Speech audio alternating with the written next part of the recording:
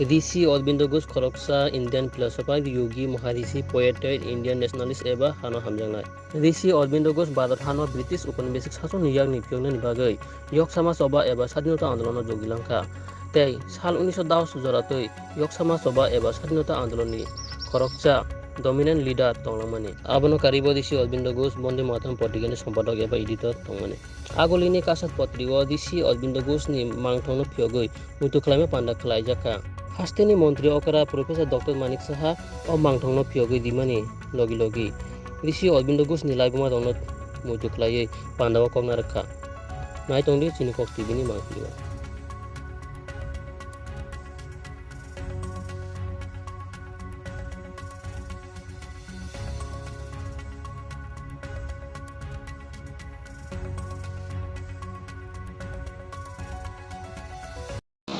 এমন একজন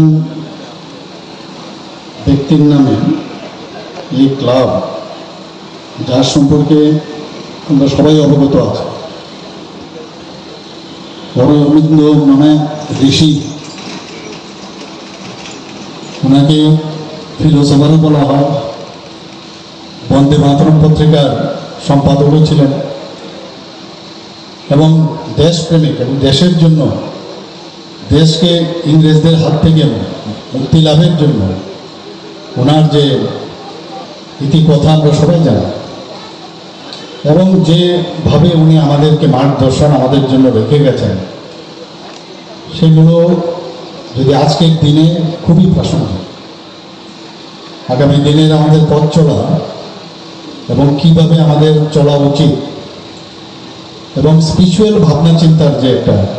দর্শন উনি আমাদের সামনে রেখে গেছেন অভাবনীয় যেটা একটু আগে আমাদের মাননীয় মেয়র সাহেব বলেছেন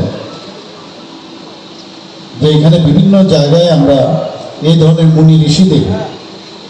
তাদের মর্মমূর্তি আমরা প্রতিষ্ঠিত করার আমরা একটা প্রয়াস জারি আছে এবং তার মেইন উদ্দেশ্য কি আমরা ওনাদের কারোর জন্মদিন কারণ বলিদান দিবস বা মৃত্যুর দিন আমরা সেটা পালন করি উদ্দেশ্য হচ্ছে যে আমরা যেন ভুলে না যাই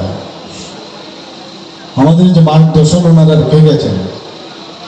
তার থেকে ব্যতিক্রমী হয়ে আমরা যেন অন্য পথে না চলি এখানে অরবিন্দ ক্লাবের নাম আমরা দিয়েছি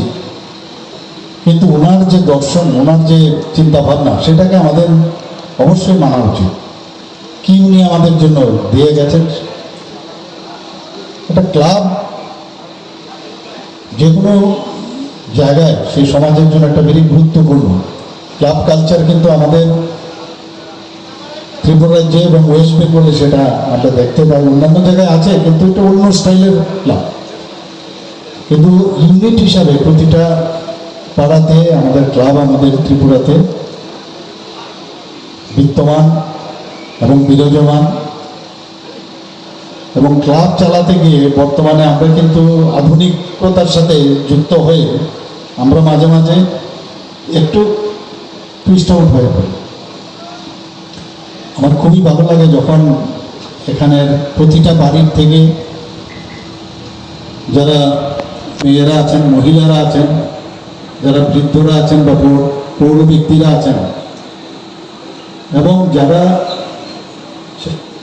চাকরির সাথে জড়িত গভর্নমেন্ট এমপ্লয়ি তারাও যখন ওই ক্লাবের সাথে যুক্ত হয়ে সমাজের কাজের জন্য হাত বাড়িয়ে দেয় তখন কিন্তু বোঝা যায় যে ক্লাবের মাহাত্ম্য কত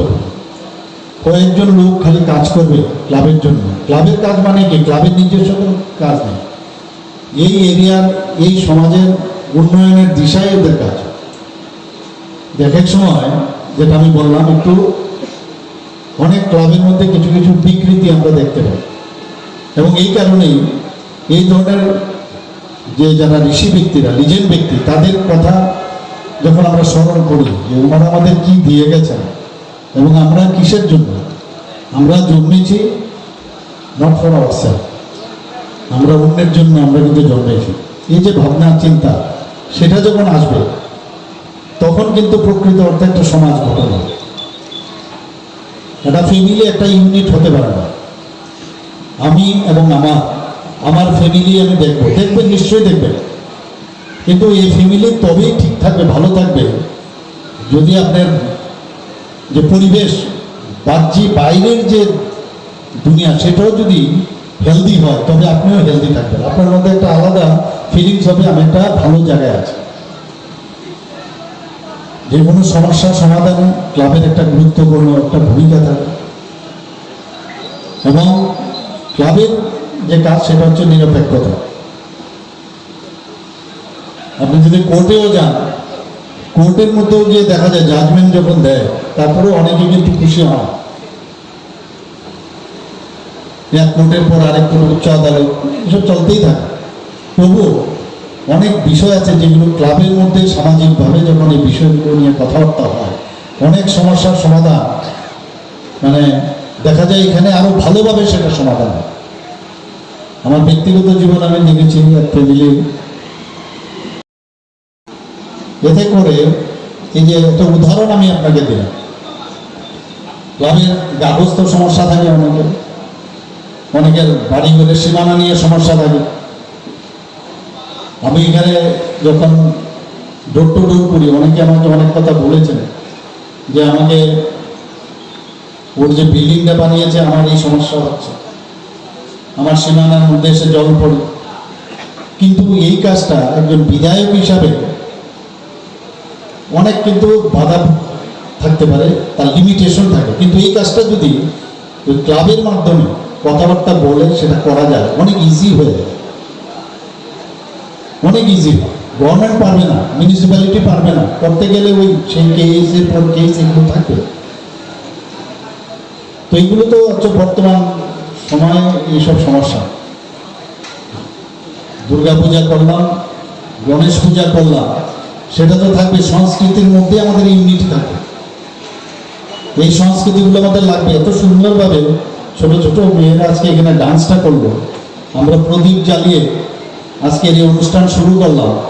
এটা অদ্ভুত একটা মানে হৃদয়ের স্পন্দন কিন্তু আমরা অনুভব করতে পেরেছি। তো এই সংস্কৃতি তো থাকতে হবে, এই কালচার আমাদের, এই কালচারের মধ্যে আমরা নিজেদেরকে খুঁজে পাবো, এবং এই কালচারে কিন্তু বজায় থাকা উচিত এই অরবিন্দ ক্লাবের, এবং যে ক্লাবেই হোক। অরবিন্দ ক্লাবের সবচেয়ে বেশি ইম্পর্টেন্ট বিষয় ঋষি অরবিন্দর নামে আপনাদের ক্লাব। আমরা জানি একটা ক্লাব করলে তার, আমরা সবসময় একটা ভাবি সেই ক্লাবের মধ্যে একটা লাইব্রেরি থাকবে, খেলাধুলার সরঞ্জাম থাকবে, বিভিন্ন সময়ে বিতর্কের অনুষ্ঠান থাকবে। এর মধ্যে সবার পার্টিসিপেশন কিন্তু ওই এরিয়ার সমস্ত লোকের থাকে। এতে করে একটা একাত্ম যে বোধ, সেটা কিন্তু ক্লাব কেন্দ্রিক হয়ে যায়, এবং সেটাই আসল উদ্দেশ্য। আগে ক্লাব হতো দেশাত্মক বোধের ভাবনা চিন্তায়, আমরা দেশকে স্বাধীন করার জন্য ক্লাবের যে পুরনো যে ইতিহাস যদি আমরা ঘাঁটি, পশ্চিমবঙ্গ থেকে শুরু করে আমরা অনেক জায়গায় আমরা এইগুলো আমরা দেখতে পাই। এখন তো দেশ স্বাধীন হয়েছে, কিন্তু দেশ স্বাধীন হলে কি হবে? আমরা কিন্তু এখনো দেশ স্বাধীন করে দিয়ে গেছেন আমাদের মুনি ঋষিরা, কিন্তু সেই স্বাধীনতার স্বাদ আমরা পেয়েছি, কিন্তু স্বাধীনতাকে অক্ষুণ্ণ রাখা, যে অখণ্ডতাকে অক্ষুণ্ণ রাখা, আমাদের মাননীয় প্রধানমন্ত্রীজি যেভাবে আজকে দেশকে যে বিশ্বগুরুর যে অবস্থান G20-র মাধ্যমে উনি নিয়ে গেছেন, তার প্রতি আমাদের ওনার যে ডিরেকশন, সেইগুলো কিন্তু ক্লাবগুলোর প্রয়োজন তার বিষয়ে আলোচনা করা, এবং যে দিশায় উনি আমাদের চালাচ্ছেন সেইগুলো নিয়ে আলোচনা করা, এবং আলোচনা হবে, এবং সেটা সদর্থকমূলক এবং একটা গঠনমূলক আলোচনা হওয়া উচিত। আমরা ক্লাব মনে করি দরজা খুললাম, জানলা এবং অফিসের ক্লাব বোর্ড খুলে